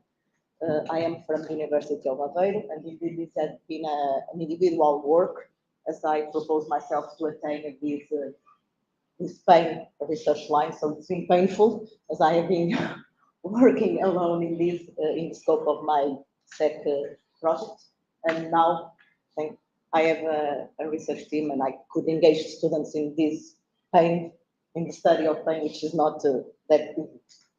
Okay, so within the research group where I'm working in Aveiro, we study and develop intelligent systems for human assistance in several contexts. In this work, I will talk specifically with the context of pain, more specifically post-operative pain, and every one of us have experienced pain in our lifetimes, and we know that we have to deal and we have specifically to manage pain. Okay, and this is even more important in post-operative scenarios or in the healthcare scenarios in clinical cases. So, post-operative pain, most patients who undergo surgical procedures experience pains that arises due to tissue and trauma due to the surgical procedures, and that pain, post-operative pain, needs to be controlled to prevent complications and to promote a better healthcare, better progress. So, pain assessment is critical for a good treatment with a relief intervention, either by analgesics or by other type of interventions, such as patient repositioning and so on. So the suitable choice of the analgesic or other kind of intervention is highly dependent on an acute pain assessment. And how is this pain assessed currently? So currently, this is a subjective assessment of pain because pain is assessed mainly based on self-reports. And the patient reports a level of 0 if he's not feeling pain, and a level of 10 if he's feeling the worst pain possible. Sometimes some color bar is also used and some emojis, more for children. But there is a huge problem besides this subjective assessment of pain. It's when patients have communication problems. Okay, and this can happen due to several reasons, and is even more. Okay. And it's even more critical in post-operative scenarios due to the drugs that are used during the surgical procedure. Okay. So in that cases, the pain is assessed by a third person, usually by a healthcare provider, who observe behavior and some physiological measures of the patient. And that's what we are trying to help them. So we are trying to assist healthcare providers in the clinical settings with a more objective pain assessment. And how do we propose to do this? So for that, we use physiological signals that measures the changes in the nervous systems that are induced by pain. In this work, we have used only the information that ECG carries, which records the electrical activity from our heart. Oh, it's not working. I have an animation in here, but that's okay. No problem. Here we can see an ECG wave. Several, okay, and here an ECG wave with different peaks. And in this work, we study the alterations of ECG in response to post-operative pain, either by analyzing the influence of several ECG features, namely, more specifically, heart rate features that are computed through heart rate, and then predicting pain based on these features. So this is the steps that we did in this work. So first of all, we designed a protocol for data collection, and data was collected in the recovery room right after the surgery. Then we processed the ECG data and compute the heart rate, and then we have considered different time intervals and different epochs of heart rate, and perform feature extraction, and then we analyze the data with analyzing distribution of the several measures, and finally predicting pain. So the participants were recruited from a volunteer, of course, patients undergoing elective surgery at Centro Hospitalar Tondela Viseu. This study includes 19 participants, 10 females and 9 males with age between 23 and 83 years old. At the entry in the recovery room, after the clinical team stabilized the patient, the electrodes were placed in the upper part of the body to collect the heart rate, which was collected with a sampling frequency of 500 Hertz with minimal invasive equipment, which is a vital jacket, and during all the standard clinical procedures, obviously, without compromising patient well-being and safety. So every time we had a pain assessment, and every time there was an analgesia administration, a trigger was manually annotated. And then when the clinical considered that the patient is stable for discharge, the data collection ended. So ECG was low pass filtered with a cutoff frequency of 14 Hertz, and then the baseline wonder was moved. Then we compute the heart rate based on the distance of the locations of the air peaks. And then we consider different time minutes intervals with length of 1 minute of the heart rate. We considered the time intervals before and after this pain assessment and the analgesia procedures. So the periods before are the periods in pain, and the periods after are the periods in non-pain. So that's how we did it. So we considered 1 minute right before pain assessment and analgesia procedures. Then we considered a time interval of 1 minute length, 1 minute after these procedures. We also considered 2 minutes, a minute of 1 minute length, 2 minutes after, and we also considered 3 minutes after these analgesia procedures and pain assessment. And within each of these time windows, we have considered epochs of 10 seconds to compute the features from the heart rate. So we have considered different sliding windows inside this epoch, these time windows. So this is the epochs of 10 seconds, and these were the epochs that were considered to extract features. And we extract these 12 features, and we can see from here that they have different distributions, one's more than other, of course. In the no pain period, which is the orange, and in the blue, which is the pain period before the pain assessment and the analgesia procedures. And some of them also present a different global distribution, either in both, if you consider both periods. So after that, to perform the classification tasks, we started by doing a feature normalization in between the intervals of the one. Then we considered 6 classifiers. Why 6? Because some of them are interpretable and others not. And we, in the clinical settings, the Interpretability and explainability of the process is also very important, and we are still working on that. Then we consider the five-fold stratified cross-validation strategy, where we use 90% data for training and 10% of data for testing. And we use the more usually evaluation metrics to evaluate the performance of algorithms, such as accuracy, precision, recall, and the F1 measure. And here we have our global results. And we can see that with the exception of the decision tree, all the algorithms perform more or less the same. And we can see also that for the different time intervals, we get more or less the same results. Okay, so which leads us to the observation, and we still are working on this, that after 1 minute of the intervention, of the relief intervention, perhaps the patient is no longer in pain. So considered 1 minute after, or 2 minutes after, or 3 minutes after, will lead to the same results, but we are still working on this explanation. And we can see that we get an accuracy of about 85%, which is quite good in this kind of settings, a precision of about 87%, a recall of almost 1%, which is also good because we will not miss the detections, and the combined F1 score, which is the harmonic mean between the precision and the recall of 93 or 92%. So I must say that this is not an imbalanced problem, because as we consider the same period length of time windows, 1 minute, so we have exactly the same assessments before, we have the same epochs before and after, so same epochs in pain and no pain. So as conclusions and further research, so we can conclude that ECG data can be used, more specifically the heart rates features that we computed to predict post-operative pain. And it can help, that's what we intend to, in better pain management and in a better dosage of analgesic, because this pain is better assessed, then the drugs can be adjusted, which is a step further in personalized medicine. So as future research, we are analyzing the effect of these different time windows after the analgesic intervention, as I just said, and we are working with this with clinical team, and study the interpretability of the different models, which is also critical for them. Study the contributions of these features in explaining post-operative mechanisms, which is somehow the underlying process.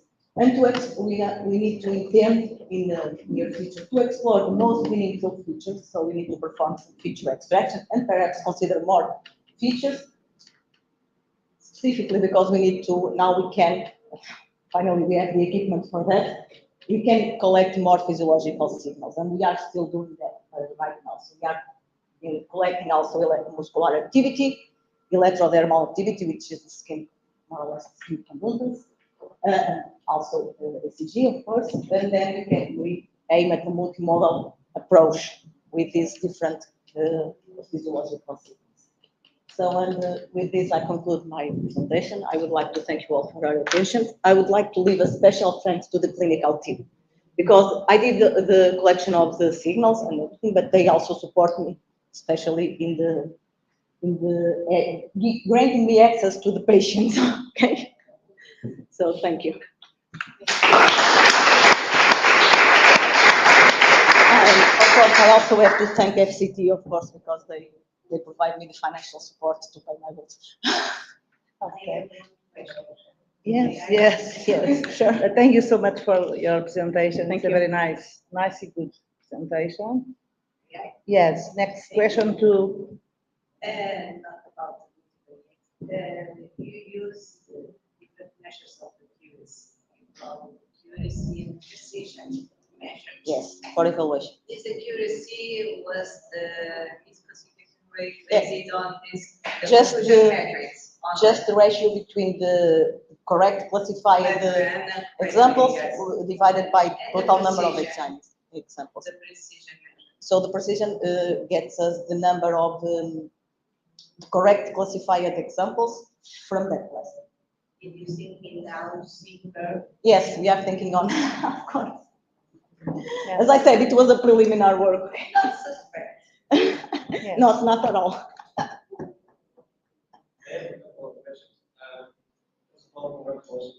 Thank you. Yes. The question is the cross-validation. Mhm. And fully understand how to perform cross-validation. And if your leave out sample was the testing and how did it work? No, so the testing test set was correspond to 10% of stratified. In this case, it's not that significant to being stratified because that is balanced. So okay, but it was stratified 50-50 supposedly. In this 10%, 50% were from the pain class and no 50% from the no pain. Well, let me just say that being stratified is still important, even if it's not an imbalanced problem. So sorry. So in the 10%, each time we performed a fold in this cross-validation. So the 5 times we performed this. So 90% of the data was used for training, and this 90% has 50% of pain and 50% of no pain epochs. And the other 10% was not seen during the process of learning the models. And then the 10%, also with 50% of no pain and 50% of pain, was used to assess the evaluation, to test the model and to assess the performance. And then we did this 50 times, switching the data.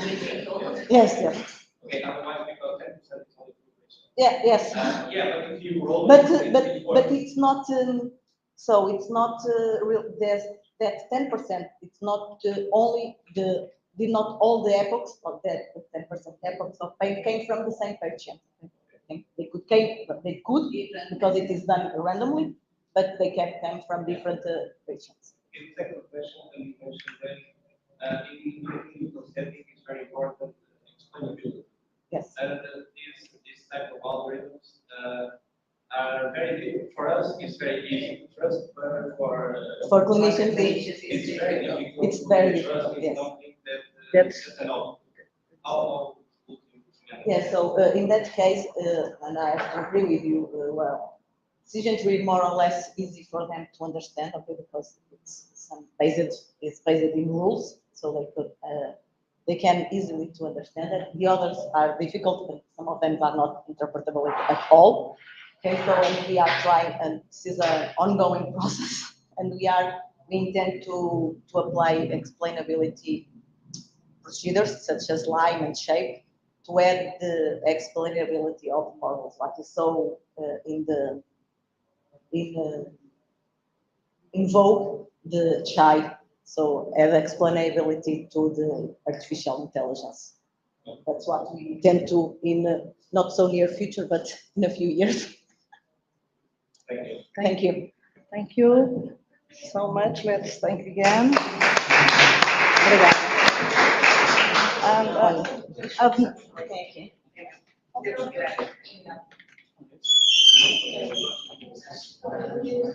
And now we are. And now we are closing our session.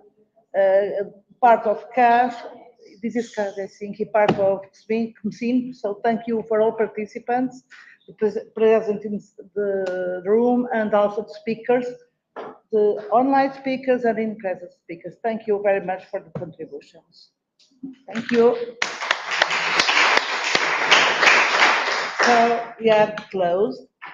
The online people can just stop the session. E agora,